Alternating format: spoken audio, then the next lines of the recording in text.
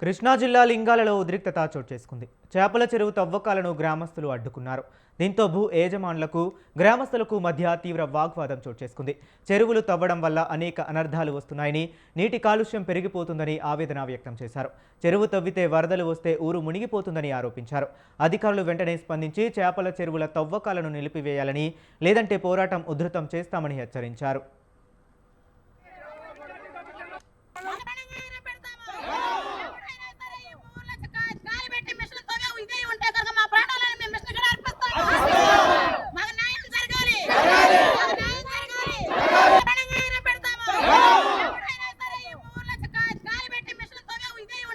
మాది నందివాడ మండలం పెదలింగాల గ్రామం అండి. మా గ్రామంలో పర్మిషన్లు గ్రామ ప్రజలకు తెలియకుండా అక్రమంగా పర్మిషన్లు తెచ్చుకొని చెరువులు అవి తవ్వుతున్నారండి. ఇవి గ్రామస్తులకు తెలిసి వీటిని అడ్డుకొని మాకు న్యాయం చేయమని పోలీసు వారిని అడిగితే వారు సోమవారం వరకు పర్మిషన్ ఇచ్చారండి. ఆ పర్మిషన్ అనేది మాకు పొడిగించమని కోరుతున్నాము. రెండవది కోగంట ఆంజనేయులు గారు అనే ఆయనకి ఇక్కడ ఇది 250 ఎకరాల దొడ్డండి. ఈ దొడ్లో ఆయనకి ఉన్నది 130 ఎకరాలు.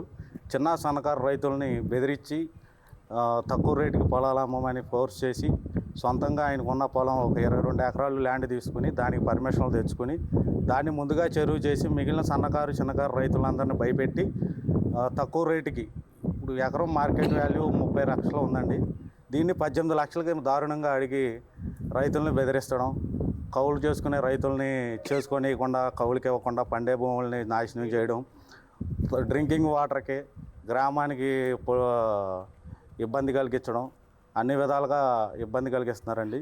దీనికి మాకు అధికారులందరూ సహకరించి ఈ యొక్క అక్రమ తవ్వకాన్ని ఆపించాల్సిందిగా కోరుచున్నాం.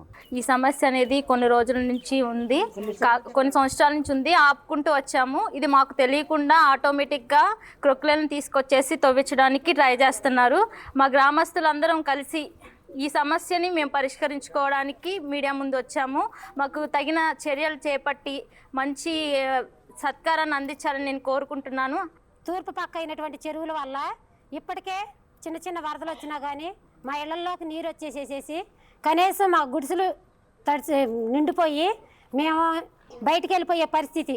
ఎందుకంటే మన ఈ మయాన్ని వచ్చిన 2025 సంవత్సరంలో వరదకే మేము సచివాలయాల్లోనూ అంగన్వాడీ బళ్ళల్లోనూ చిన్న చిన్న హాస్పిటల్లోనూ బయట ఊర్లకి మేము వెళ్ళిపోయి మా పట్టుకూడు ఇది చేసుకోవాల్సి వచ్చింది. చిన్న చిన్న పిల్లల్ని వేసుకొని మేము చాలా ఇబ్బంది పడిపోయాము. అయితే 1 రోజు 2 రోజులు కాకుండా 16 రోజులు మేము ఈ ఇబ్బందిని అనుభవించాము. ఇప్పుడు ఉండేటటువంటి మాకు పనవటే పక్క పై పొలాలు కూడా మా పర్మిషన్ లేకుండా, కనీసం మమ్మల్ని సలహా అడగకుండా, మమ్మల్ని ఎవరు సంప్రదించకుండా, మా ప్రమేయం లేకుండా, మా ఊరు ప్రెసిడెంట్ ప్రమేయం కూడా లేకుండా ఈ ఊర్లో 3 కొక్కిలేలను తీసుకొచ్చి మా పొలాలన్నీ కూడా చెరువులు చేసి మేము ఈ ఊర్లో బతకుండా చేయాలని చూస్తున్నారు. ఇప్పటికే తూర్పు పక్క అయినటువంటి చెరువుల వల్ల మాకు మంచినీళ్ళు లేక ఎన్నో ఇబ్బందులు పడుతున్నాము. మాకు ఇంతకుముందు అయిన చెరువులు తవ్వినటువంటి ఒక వ్యక్తి మాకు ఉచితంగా నేను బతికినంతకాలం నీరు సరఫరా చేస్తానని చెప్పి వాగ్దానం చేసి మరి చెరువులు తవ్వుకున్నారు. అటువంటిది ఇప్పుడు డబ్బా 10 రూపాయలు చేసి మాకు అమ్ముతూ కూడా వారం రోజులు నీరు అందజేస్తే వారం 10 రోజులు ట్యాంకర్ మూత వేసుకొని ఉంటున్నాడు. ఆ వారం 10 రోజుల్లో మేము బయట గ్రామాలకు వెళ్ళి నీళ్ళు తెచ్చుకోలేని పరిస్థితి. ఎందుకంటే ఒక్కొక్కరి పరిస్థితిని బట్టి ఈరోజు మా ఊర్లో బైకులు కూడా లేనటువంటి పరిస్థితి మాది.